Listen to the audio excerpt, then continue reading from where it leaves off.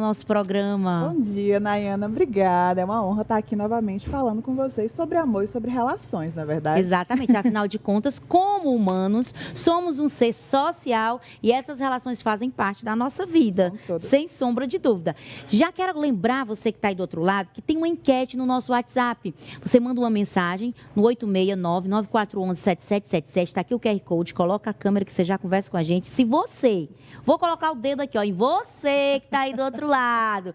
Você conhece alguém que foi traído e você perdoaria uma traição? Responda para mim no WhatsApp que eu quero mostrar a sua fala, a sua opinião daqui a pouquinho no nosso WhatsApp. Bom, mas iniciando essa conversa, é possível, primeiro, descobrir que fui traída. Como que isso pode influenciar os meus sentimentos e repercutir na minha saúde mental? Como isso impacta a vida da pessoa traída? Nayana, a traição por si só, primeiro precisa a gente entender o que é uma traição. Traição é uma quebra de acordo.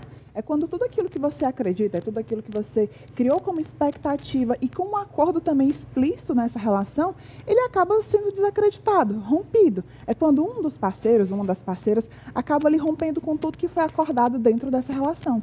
Então, por isso acontecer, acaba tendo vários tipos de impactos na relação. E não só na relação conjugal, como na própria relação, na autorrelação dessa pessoa com ela mesma, na relação dela com as outras pessoas com as quais ela frequenta, com a família, com o profissional, com o social.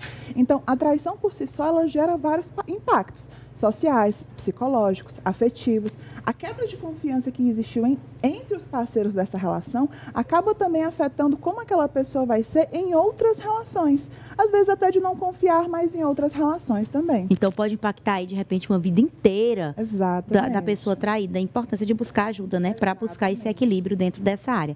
Ainda sobre esse assunto, a pessoa traída, eu sempre vejo a traição, que além de você, muitas vezes a pessoa que trai, ela faz isso porque ela quer exercer um certo poder sobre o outro.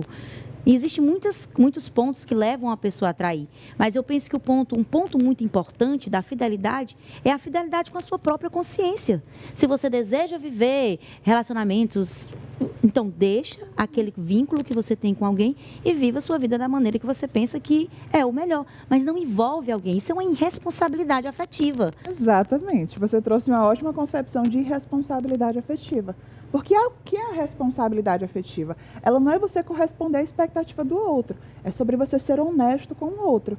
Olha, eu não quero mais essa relação, então eu vou sair daqui pela porta da frente, não vou ter essa quebra do nosso acordo, que é um acordo monogâmico, então eu não vou mais ficar só com você, eu quero ficar com outras pessoas, então eu estou saindo. Isso é uma responsabilidade afetiva. A irresponsabilidade afetiva, ela já entra nesse campo aqui da traição. Então, eu vou te trair por quê? Porque eu não gosto de você, porque eu não confio em você, porque eu não respeito você. E isso acaba adentrando muito dentro desse lugar de traição, porque é uma quebra do acordo e é uma quebra também desse lugar afetivo que foi ali, creditado ao outro.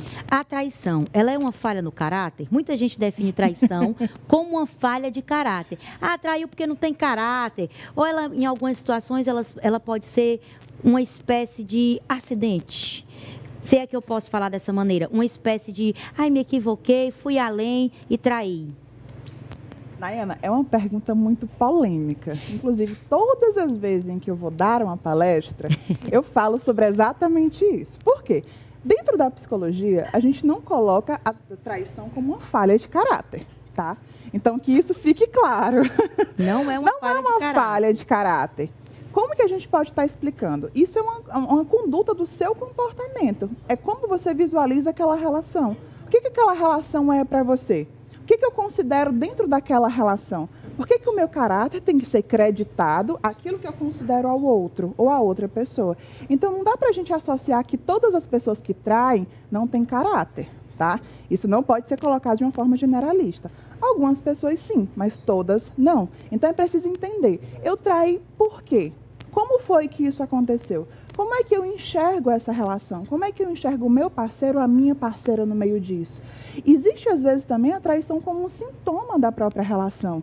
Carol, então você vai agora culpar a vítima, o parceiro que foi traído? Não, mas imagina que você, às vezes, vive uma relação que não tem afeto, não tem comunicação, não tem acordo, não tem lealdade. Então, a traição acaba sendo um sintoma. Né? Entende? É verdade. Então, não dá pra gente acabar colocando como se fosse uma falha de caráter. Por isso que é importante sempre existir essa separação. Algumas podem ser que sim, mas todas não. Sim, mas a gente sabe que realmente existe, né? Mas é muito bem colocada a sua fala. Deixa eu te fazer mais uma pergunta nesse sentido, a respeito do perdão. Muitas vezes a pessoa foi traída, mas ela entende que aquela relação vale mais, uma chance. E aí, na hora de perdoar, quais os passos? Porque às vezes você decide ficar na relação, mas você não perdoa. Então aquilo vira um caos, uma tortura. Você fez isso, qualquer coisa é um estopim para gerar uma confusão dentro do casamento, dentro do relacionamento. E a vida se torna muito mais difícil do que a pessoa traindo e do que se a pessoa tivesse deixado. Fazer o que na hora de perdoar? Quais os passos? Nayana, essa também é uma ótima pergunta, porque o que é que acaba acontecendo algumas vezes? Algumas pessoas acabam querendo perdoar para que o outro se sinta bem. Querem perdoar para que o outro fique ali em paz com a culpa dele, ou o outro ou a outra fique em paz. Quando o perdão, ele não é só um sentimento. O perdão, ele também são ações. Naquilo que eu estou falando que eu perdoei, o que eu estou fazendo que mostra que existe um perdão? Porque assim como o amor não é só um sentimento, ele é uma prática, o perdão também ele precisa ter práticas exercidas no seu cotidiano. Então, se eu digo que eu te perdoei, mas a gente continua vivendo em uma relação de ódio, em uma relação de rancor, em uma relação de mágoa, onde que está o meu perdão? É por isso que não existe o tempo certo de perdoar. Eu tenho que perdoar semana que vem? Eu tenho que perdoar mês que vem? É ano que vem? Não, o perdão ele vai acontecendo na medida que você vai praticando o perdão. E aí ele vai se tornando um sentimento. É possível sarar? É possível sarar, mas aí a gente coloca alguns passos, que é o que eu faço sempre dentro da prática clínica como terapeuta de casal. O primeiro é você aceitar. Você foi traído, você foi traída. É um fato, é um evento. Quanto mais você fica negando, não, eu não sei como que isso aconteceu, não sei por que isso aconteceu, a culpa foi minha, não. Primeiro vamos aceitar. Você foi traído, aconteceu. É um evento e você não vai mudar nada sobre isso. Aceitação. O segundo é você ter autoconfiança. Reconstruir essa autoconfiança, essa autoestima. Por quê? Ou melhor, para quê? Para que você não ache que você foi traída por culpa sua, porque você tem menos valor dentro dessa relação. O terceiro passo é você primeiro se perdoar por estar perdoando a outra pessoa. E aí você começa a ter práticas de auto-perdão e de autocompaixão. O quarto passo é, como agora eu vou praticar esse perdão ao outro? E aí eu começo perdoando ao outro.